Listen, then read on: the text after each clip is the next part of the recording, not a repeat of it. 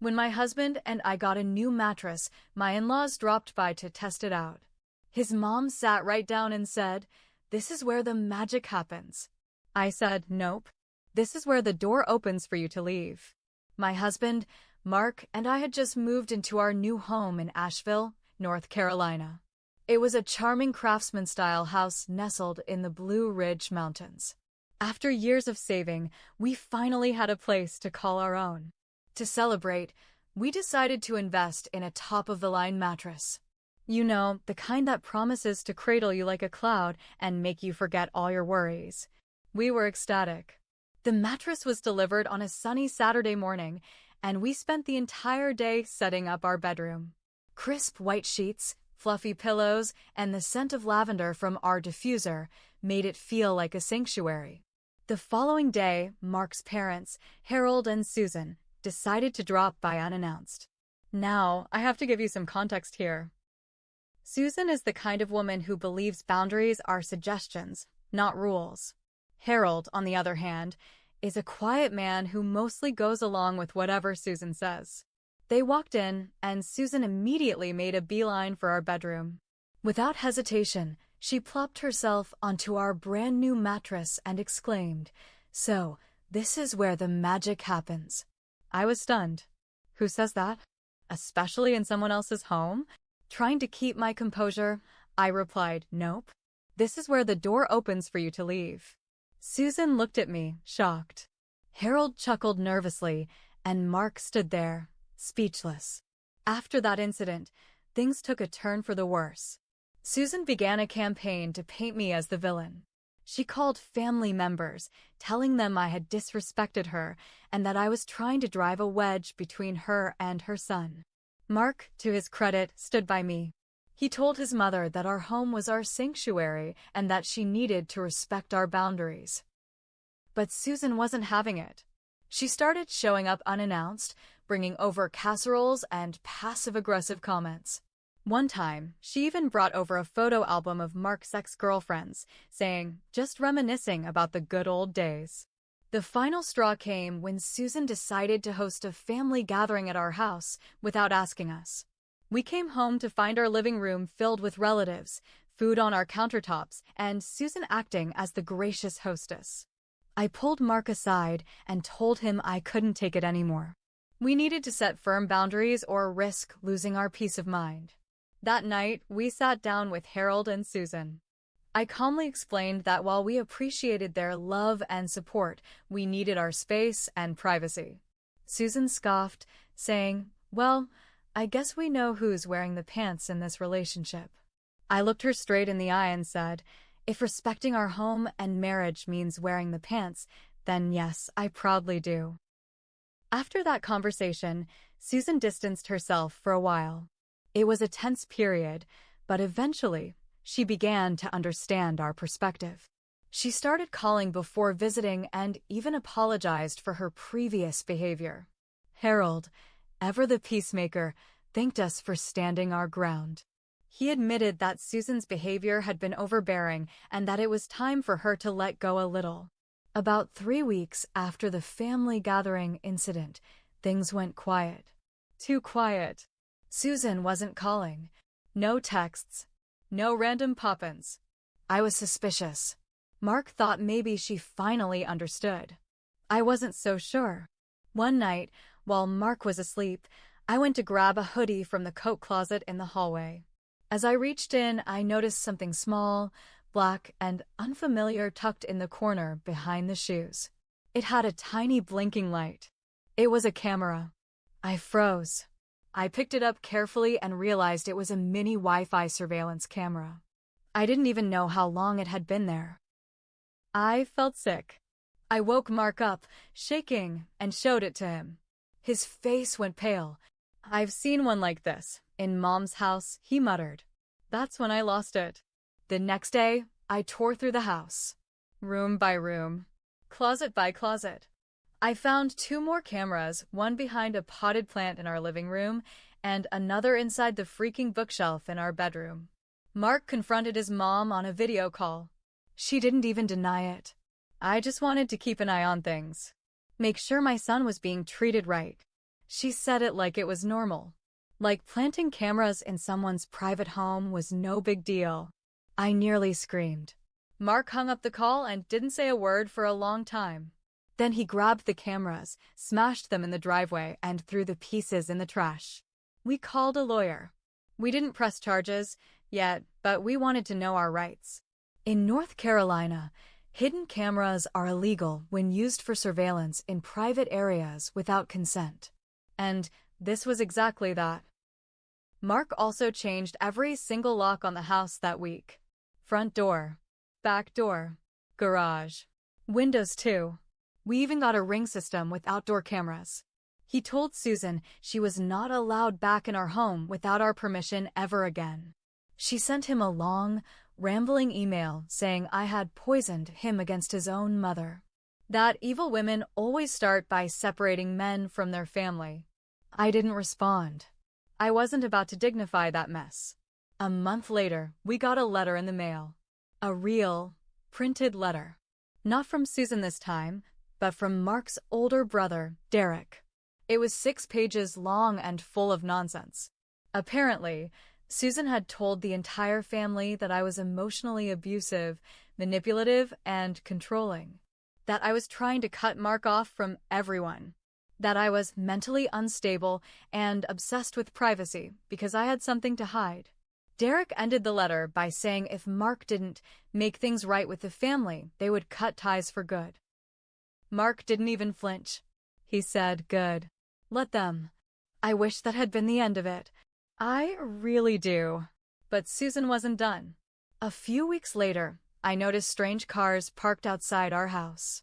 One red SUV sat across the street for 2 hours one morning, engine running. I walked outside and stared straight at them. The car drove off. I started keeping a log. Dates, times, license plates. Then we started getting calls, no one on the other line, just breathing. Once, the doorbell rang at 2 a.m. No one there. That's when we installed a full home security system. High-res cameras, motion sensors, alarms, everything. I also started carrying pepper spray on me, even inside the house. I didn't feel safe. One night, I got a text from an unknown number. It was a photo of me, taken from behind, as I was walking to my car that morning. The message just said, "Careful now." That was my breaking point. I called the police. They took it seriously this time. Opened a report. Started checking into the number and the photos. We handed over the log of the suspicious cars, the 2 a.m. doorbell video, the breathing calls, but they didn't have enough to make an arrest. Around this time, Mark started acting strange, distant, distracted, jumpy. I asked him if everything was okay. He kept saying yes, just work stress. But one night, I noticed his phone buzzing. A message popped up from a contact named Marie, work. It read, "I know you're stressed, baby. I'm here." I stared at it. Then I calmly handed him the phone. "Who is Marie?" His face drained of all color. "She's someone from the office." I didn't speak.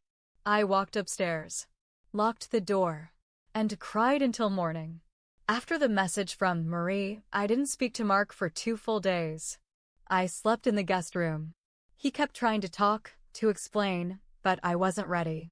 On the 3rd day, he came home with red eyes and a bag of takeout from my favorite Thai spot. I sat across the table, silent. He finally said, "It was emotional.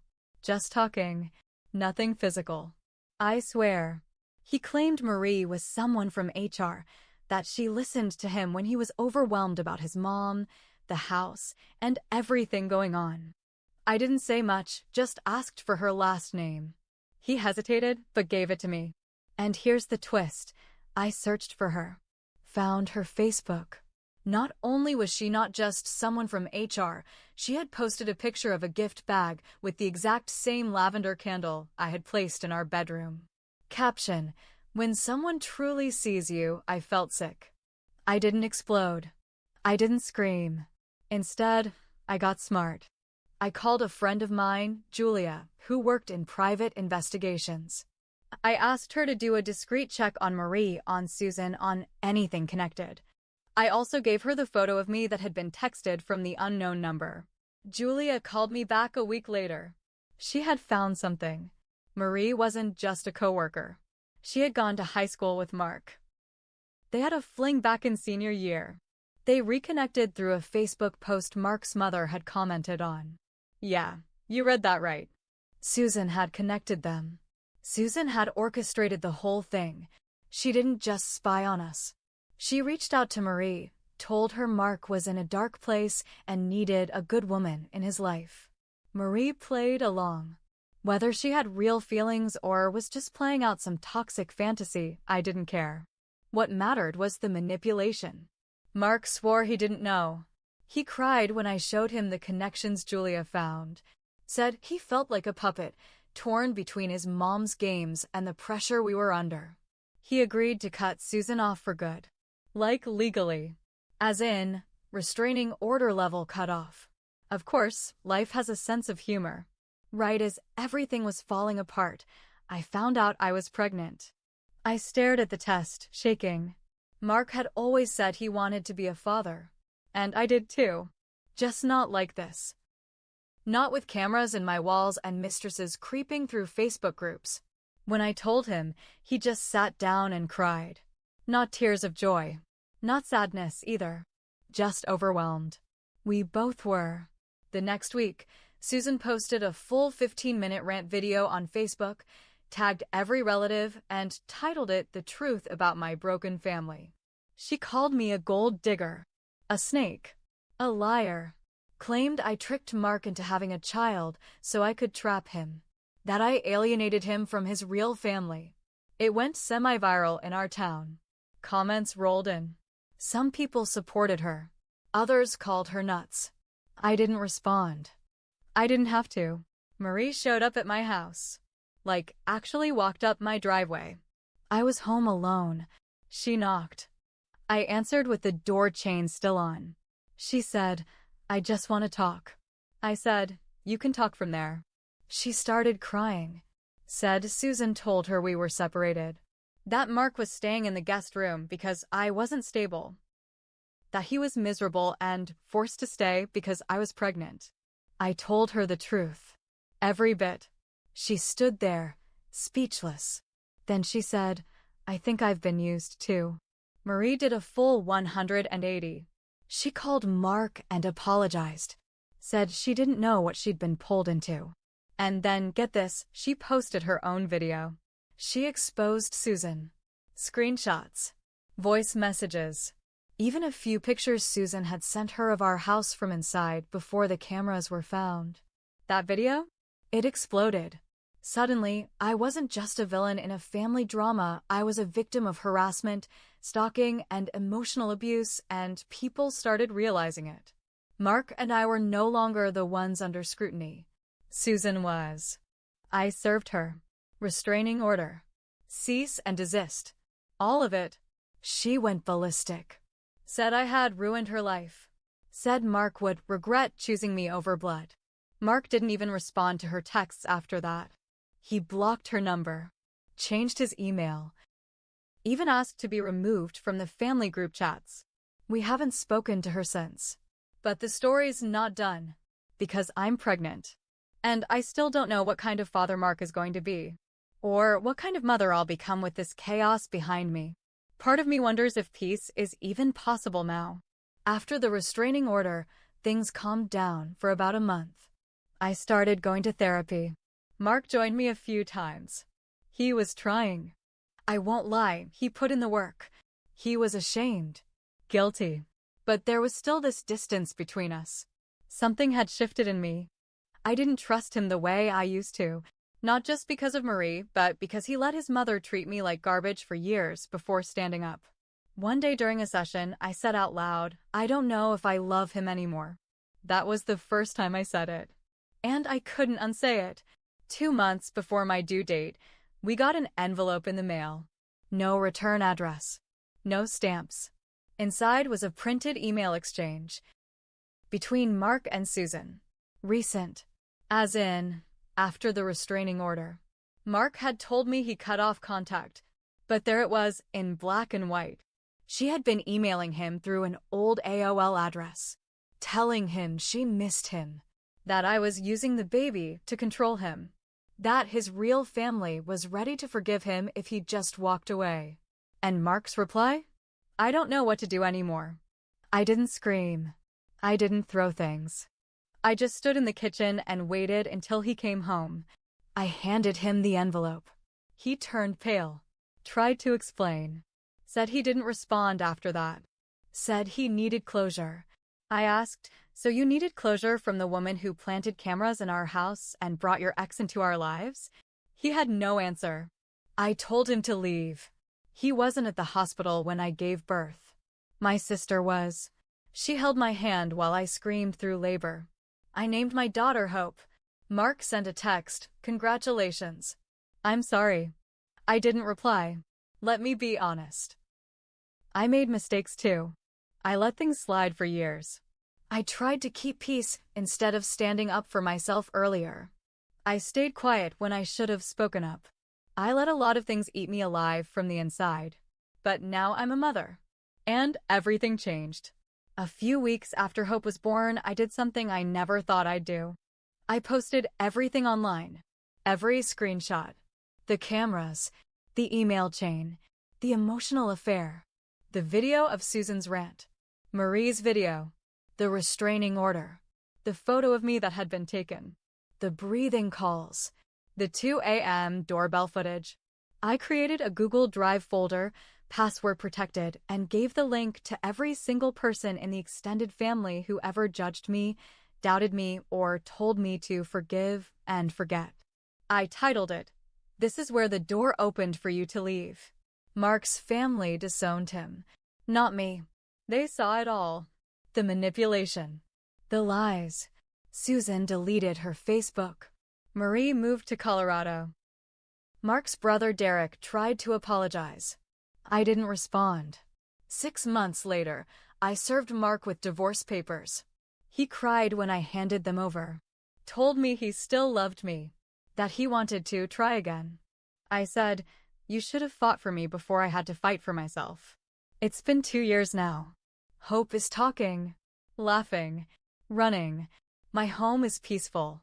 No hidden cameras. No secret emails. No gaslighting. No one telling me who I should be. I sleep alone in the bed Susan once sat on and mocked. The mattress is still there. But now? Now it really is magic. Because it holds peace, self-respect, and quiet. This isn't a fairy tale. But it's mine. And honestly, I wouldn't change a damn thing.